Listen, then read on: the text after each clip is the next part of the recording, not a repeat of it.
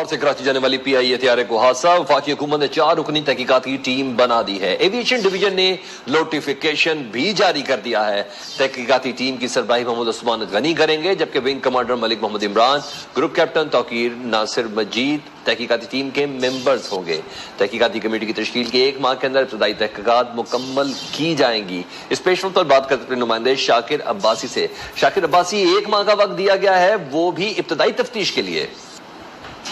دیکھیں، ایک افسوسناک واقعہ ہے اور اس پر وزیر پاکستان کی جانب سے یہ اعلان کیا گیا تھا کہ اس کی جامع تحقیقات کی جائیں گے، اور اسی تناظر میں یہ کمیٹی قائم کر دی گئی ہے جس کی سربراہی aircraft accident investigation board جو ہے اس کے جو پریزیڈنٹ ہیں ایئر کمانڈر محمد عثمان غنی کریں گے۔ ان میں 3 رکنی کمیٹی 3 ممبر بھی اس کمیٹی شامل ہیں، جس میں ونگ کمانڈر ملک محمد عمران، گروپ کیپٹن توقیر اور ناصر مجید جو ہیں وہ جوائنٹ ڈائریکٹر وہ اس میں شامل ہیں۔ اور یہ جو نوٹیفیکیشن ہمیں موصول ہوا اس میں ابتدائی طور پر جو کمیٹی کو مینڈیٹ دیا گیا کہ 1 ماہ کے اندر جو ہے وہ ابتدائی رپورٹ دے گی، لیکن اس کیونکہ ایک بڑا حادثہ ہے، اس کی جامع انویسٹیگیشن کی ضرورت ہے، اس حوالے سے انہیں کہا گیا کہ جلد از جلد اسے مکمل کیا جائے، لیکن ابتدائی جو رپورٹ ہے وہ یہ کمیٹی 1 ماہ کے اندر وفاقی حکومت کو دینے کی پابند ہے۔ جی بہت شکریہ شاکر عباسی۔